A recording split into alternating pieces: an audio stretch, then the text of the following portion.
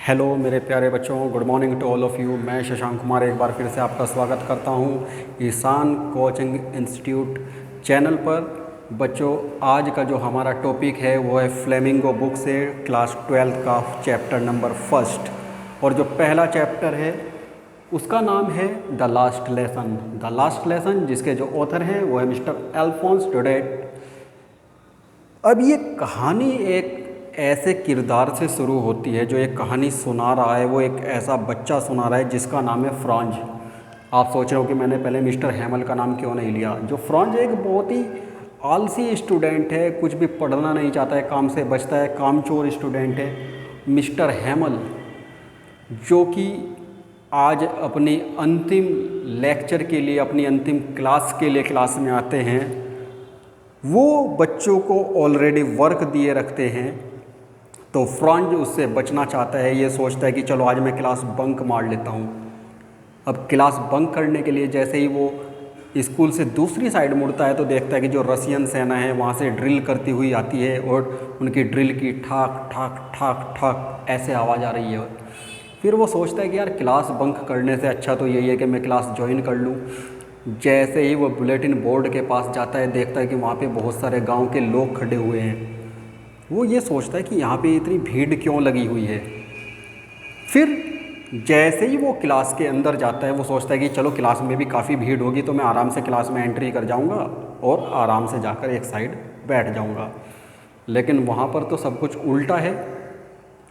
Class के अंदर तो सब कुछ एकदम शांत माहौल, वहाँ पे कोई भी जरा सी भी आवाज़ नहीं है। ग्रामीण बैठे हुए, गांव के लोग बैठे हुए हैं। मिस्टर हैमल जो कि फ्रेंच टीचर हैं, जो कि फ्रांस भाषा को पढ़ाते हैं, वो अपन सूटेड बूटेड हुए हुए हैं। जो स्पेशल ड्रेस जो कि वो ओकेजन पर ही पहनते हैं, एक हैट लगाई हुई है, बहुत प्यारी सी सूट पहना हुआ है।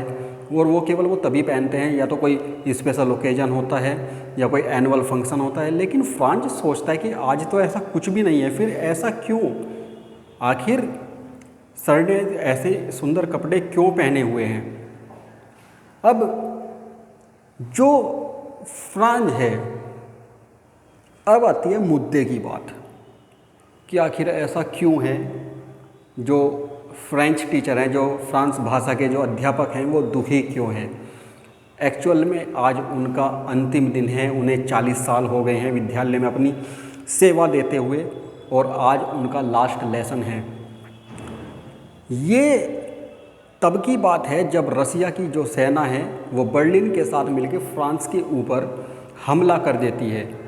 और जो वहाँ का राजा होता है वो ये कहता है कि जो फ्रेंच लैंग्वेज है वो परमानेंट बंद कर दी जाए, उसे रिस्ट्रिक्ट कर दिया जाए। अब से केवल रशियन भाषा ही बोली जाए, रशियन ही सबसे बेस्ट लैंग्वेज है। अंतिम चैप्टर शुरू होता है, लास्ट लेसन शुरू होता है। सभी बच्चे आराम से बैठे हुए होते हैं, लोग बैठे हुए होते हैं। तो एक बहुत प्यारी सी आवाज़ आती है जो कि मिस्टर हैमल की होती है। मिस्टर हैमल क्लास में आके अपना लेक्चर शुरू करते हैं और वो बताते हैं कि फ्रांस कितनी प्यारी भाषा है, फ्रांस कितनी सुंदर लैंग्वेज है, और हम सभी को फ्रांस लैंग्वेज को बोलना चाहिए। फ्रेंच लैंग्वेज का हमें ज़्यादा से ज़्यादा विस्तार करना चाहिए, और जो फ्रेंच लैंग्वेज है वो हमेशा हमेशा बहुत ही सुंदर और सर्वश्रेष्ठ भाषा रहेगी।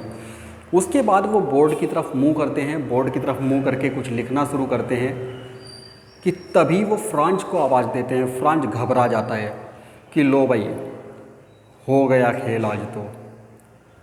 आज तो यार पार्टिसिपल पूछने थे और मुझे तो सिंगल वर्ड भी नहीं आता, मैं क्या करूं, मैं कहाँ जाऊं? लेकिन जैसे ही सर उसे खड़ा करते हैं तो वो चुप रह जाता है। तो सर कहते हैं इट्स ओके, डजंट मैटर बेटा, कोई बात नहीं, आपको नहीं याद है, आप बैठ जाइए, कल तैयारी कर लेना। अगर आपको आज तक अच्छा नहीं आया दैट मीन्स कि इसमें हमारा कोई फॉल्ट है, इसमें आपकी गलती नहीं है, इसमें हमारी गलती है। तो बच्चों, इस तरीके से मिस्टर हैमल बोर्ड की तरफ मुंह करके लिखना शुरू करते हैं, और लास्ट में जाके वो एक टॉपिक देते हैं सभी को, और पूरी क्लास के अंदर केवल और केवल लिखने की आवाज़ें आती हैं, केवल पेज के ऊपर लिखने की आवाज़ें आती हैं।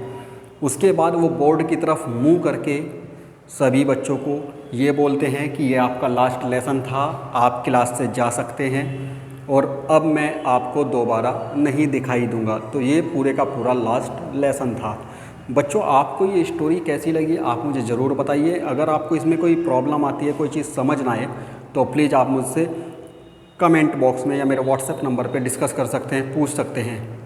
बच्चों नेक्स्ट टाइम मिलेंगे हम एक नई स्टोरी के साथ, एक नई कहानी के साथ। लेकिन उससे पहले मैं आप लोगों से एक रिक्वेस्ट करता हूँ। पहली बात तो ये स्टोरी आप कट करके ना देखें, इसे फॉरवर्ड करके ना देखें।